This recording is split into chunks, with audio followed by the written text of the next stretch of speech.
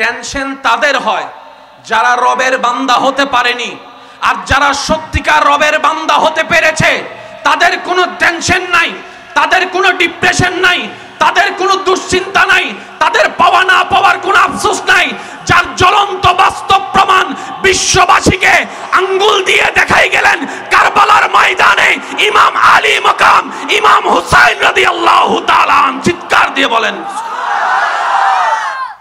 কোনো tension funny নাই, tension তারপরে থাকার মতো ঘর নাই, টেনশন। জগৎ জিজ্ঞেস করে, ও ইমাম হোসেন, একটু না পাইলে আমরা যে টেনশন করি, আপনি তো কিছুই পাচ্ছেন না, টেনশন নাই কেন? টেনশন করার মতো যে যা আছে সব তো রবের নামে।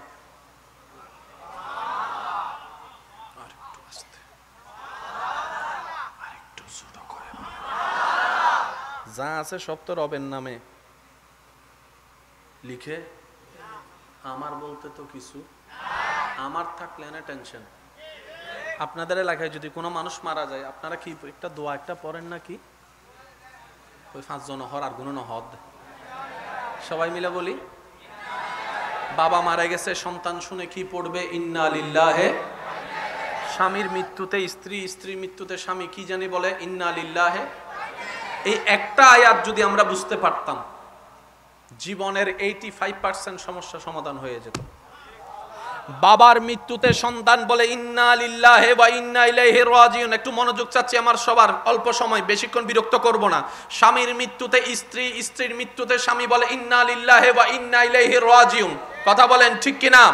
সন্তানের মৃত্যুতে বাবা বলে ইন্না লিল্লাহি ওয়া ইন্না ইলাইহি রাজিউন। মেয়ের মৃত্যুতে মা বলে ইন্না লিল্লাহি ওয়া ইন্না ইলাইহি রাজিউন। দাদার মৃত্যুতে নাতি বলে ইন্না লিল্লাহি ওয়া ইন্না ইলাইহি রাজিউন। এবার বলতে বলতে হঠাৎ করে একজন বান্দা বামনায় পড়ে গেল।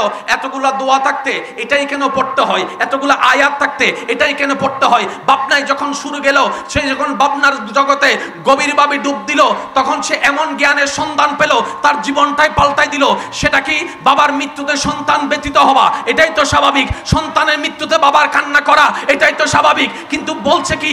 ইন্না লিল্লাহি, নিশ্চয় মারা যাওয়া বাবাটা আমার নয়, আমার আল্লাহর। আমার আল্লাহর, আমার আল্লাহর। সুবহানাল্লাহ বলেন না? আমার আল্লাহর। আমার হলে আমি কান্না করব। যার টাকা হারাই সে টেনশন করে, অন্যের টাকা হারালে তো আপনি টেনশন করার প্রশ্নই আসে না, কারণ টাকাটা তো আপনার নয়। এবার সন্তানের মৃত্যুতে বাবা বলে ইন্না লিল্লাহি, নিশ্চয় আমার সন্তানটা আমার হওয়ার আগে আমার আল্লাহর হয়েছে। ওয়া ইন্না ইলাইহি রাজিউন, যার সম্পদ তার দিকে ফেরত গিয়েছে।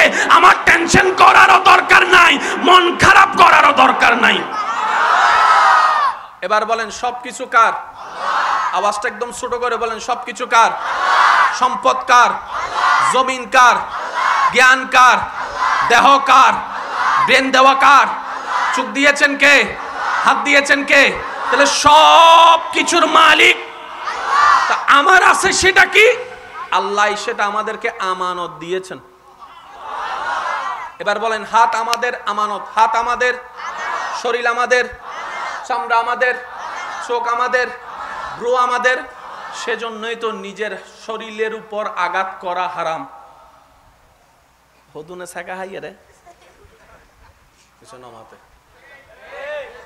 কষ্ট সহ্য করতে না পারে নিজের হাতে কি মারে? এটা কি বলেন? এটা কি? কেন? আল্লাহ পাক বলে যে সম্পদ তোর নয়, সম্পদ আমার, তোকে আমানত দিয়েছি, আমানত দিয়েছি। মালিক তোকে বানায় নাই, আমানত দিয়েছি ব্যবহার করার জন্য। বলেন না সুবহানাল্লাহ? এবার যেই বান্দার মনে, চিন্তায়, ব্রেইনে, সকাল সন্ধ্যায় সবকিছুতে বলে সব আমার আল্লাহর, আর একটু জোরে বলি। এবার বলেন তাদের আর কোনো টেনশন, তাদের আর কোনো দুঃখ, তাদের হারানোর ভয়, পাওয়ার লোভ। এবার এই থিওরি দিয়ে আপনি সমস্ত নবী রাসূলকে দেখেন, সমস্ত সাহাবাকে দেখেন, সমস্ত আহলে বায়াতকে দেখেন, সমস্ত আল্লাহর ওলিদেরকে দেখবেন, দেখবেন একজন শাহজালাল টেনশন, একজন বান্দা নামাজ, গরিবা নামাজ। আর আপনি আমি রাতে রাস্তা দিয়ে এবার সময় কর্তব্য দিলে তুই দেখি দে যাইতেন না। বাস্তব না বাস্তব আপনারা বলেন না রে ভাই? পার্থক্যটা কোথায়? টেনশন হয়, মন খারাপ হয় এখান থেকে, এখান থেকে। আশা করি একটু মনোযোগ দিবেন। এখান থেকে এখান থেকে। এই দুইটা জায়গায় হচ্ছে টেনশনের কারণ, মন খারাপের কারণ, দুশ্চিন্তার কারণ। এই দুইটা জায়গার মধ্যে যারা আল্লাহর সন্তুষ্টি বসাতে পেরেছে, যার যত শক্তি আছে একবার বলেন তো সুবহানাল্লাহ। এবার বুঝতে পেরেছেন এজিদের কেন টেনশন ছিল, ইমাম হুসাইনের কেন টেনশন ছিল না? টেনশন করছে কে? এজিদে। টেনশন ছাড়া ছিল কে? ইমাম হুসাইন। বলেন না টেনশন ছাড়া কে ছিল? ফানিও নাই, টেনশনও নাই। আমার মনে হয় আওয়াজটা আপনারা আরেকটু বড় করে দিতে পারবেন, বলি সুবহানাল্লাহ। আল্লাহ আমাদেরকে সেই নিয়ামত দান করুক, ওই নিয়ামতের মালামাল হয়ে মালিক বনার তৌফিক দান করুক। রবের প্রেমে, নবীর প্রেমে জীবন উৎসর্গ করার মতো ঈমানি জজবা আল্লাহ আমাদের সবাইকে নসিব করুক। আর একটু জোরে বলেন তাহলে ইন্না লিল্লাহি। এটা কারা বলে? আল্লাহ পাক বলে আল্লাযিনা সবারু, যারা সবর করে। আর যারাই সবর করে ইন্নাল্লাহা মা'আস সাবিরিন, আমি রব ওদের সাথেই আছি। তো সবরকারী কি বলে? ইন্না লিল্লাহ বলে। আর সবরকারীর সাথে আমি আল্লাহ আছি। কাল ওই কারবালার ময়দানকে যদি ঠান্ডা মাথায় অ্যানালাইসিস করেন, ইন্না লিল্লাহি ওয়া ইন্না ইলাইহি রাজিউন শোনা গিয়েছে ইমাম হুসাইনের কাফেলা থেকে। পানি না পাওয়ার পরেও ধৈর্য ধরেছে ইমাম হুসাইন। সুবহানাল্লাহ বলি। আল্লাহ আমাদের সবাইকে একটু আমল করার তৌফিক দান করুন। কষ্ট হচ্ছে না তো ভাই আপনাদের? আর মাত্র 5 মিনিট আছে, তারপর আমি আপনাদের থেকে বিদায় নিচ্ছি। কষ্ট? হ্যাঁ, আরো আধা ঘন্টা? ও বাজিরে। আচ্ছা, এবার আসুন আল্লাহর প্রত্যেকটা কাজে কি আছে একটু বলি না। হিকমত আছে আল্লাহর প্রত্যেকটা কাজে কি আছে? ওলামা ইকরামের আমি একটু দোয়া চাচ্ছি। কারবালার ময়দানে ইমাম হোসেন রাদিয়াল্লাহু তাআলা কি হয়েছেন? শাহাদাত। একটু বলি কি হয়েছেন? বিষ প্রয়োগের মাধ্যমে ইমাম হাসান কি হয়েছেন? শাহাদাত। নবী কিন্তু শহীদ হন নাই, নবীর আল হয়েছেন।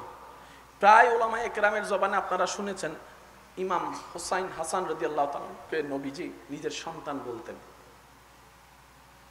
কথা বলেন, সন্তান বলতেন। আমি সবার একটু মনোযোগ চাচ্ছি। শহীদ এটা এমন একটা মর্তবা, মর্যাদা, এটার ডেফিনিশন দেওয়ার ক্ষমতা কারো নাই। এটা হচ্ছে বেনিফিট, বেতন। বেতন কিন্তু শহীদ যারা হয়েছেন ওনারা বেতনের লোভে হয় নাই, প্রেমের কারণে হয়েছে। ওনারা বলে জানটা যদি রবের নামে দিতে পারি এর চেয়ে বড় সৌভাগ্য আমার কি হতে পারে।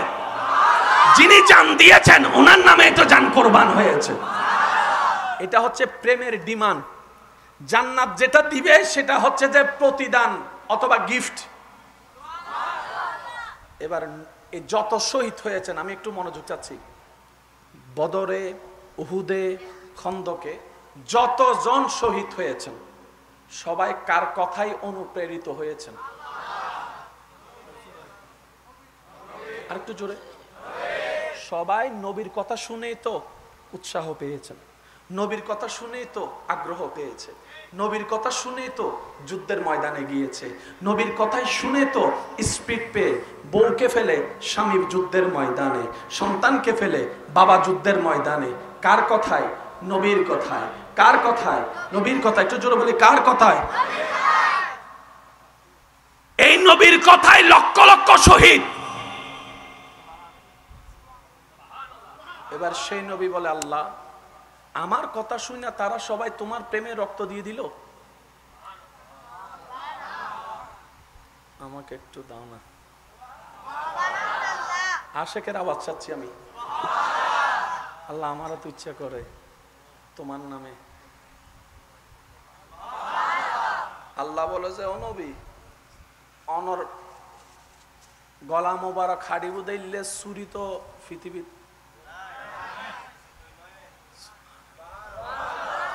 অনর গলা হাড়ি বুদাইলে চুরি পৃথিবীর, আর অনর পুকুর উদ্দি বইয়ের গলা হাড়ি বুদে ইল্লে বাফর ফুতো তো নাই। নবী হদ্দাল্লাহ কি তোলে শহীদ নইতাম না, আর মনে সাথ দাও আল্লাহ শহীদ হইবে। আল্লাহ আল্লাহ আন নবীর দোয়া কবুল করিয়ে রে নবীর শাহাদাতর স্বাধীন দিয়ে দেয় দুইজনের মাধ্যমে, গোলদি ইমাম হাসান আর গোলদি ইমাম হুসাইন। এবার হন বাফর আদাইন্না হাস গড়ে দহনে আয় কিন্তু বমুক নি মারে দিন দে বাজে আবাসি বেসর হইলে আর কেন জোর হন বাবার আদাইন্না হাম গড়ে দহনে দাদার আদাইন্না হাম গড়ে হনে নাতিয়ে নবী হদ্দিন আর ফুয়া আর কেন জোর হন না ইমাম হাসান হরটা হদ্দ ফুয়া হুসাইন হরটা হদ্দ ফুয়া আল্লাহ হদ্দ নবী হুসাইন মিন্নি ওয়া আনা মিন হুসাইন। শাহাদাতের মর্যাদা হাসান হুসাইনের মাধ্যমে আল্লাহ। আর কেন জোরে হন যে বলে ইন বাজি হিকমত হার কেন জোরে হন না হিকমত হার। এবার মজার বিষয়টা শুনেন, এখন 2000 কত সাল এখন তো পণ্ডিতের অভাব নাই, এখন পণ্ডিতের অভাব। ফেসবুক খুললেই পণ্ডিত, চাঁদ দোকানে বসলেই পণ্ডিত। তো পণ্ডিতের ভিতরে একজন হলো তো বলতো, আল্লাহ মাফ করুক, মোহাম্মদ শহীদের কথা বলে সবাইকে মাঠে নামাই দিছে। বলার সুযোগ তো আছে। মোহাম্মদ শহীদের প্রেম বুঝে অন্যের ছেলেদেরকে মাঠে নামাই দিছে, নিজের গুলাকে শহীদ হতে দেয় নাই। অপবাদ একটা দেওয়ার সুযোগ ছিল, আল্লাহ পাক বলে অপবাদ দেওয়ার সুযোগ দিব না। নবীর পরিবার থেকে হাসান ও শহীদের দলে, হুসাইন ও শহীদের দলে, আলে মুহাম্মদ অনেকজন শহীদের দলে যোগ দিয়েছেন। সুবহান আল্লাহ।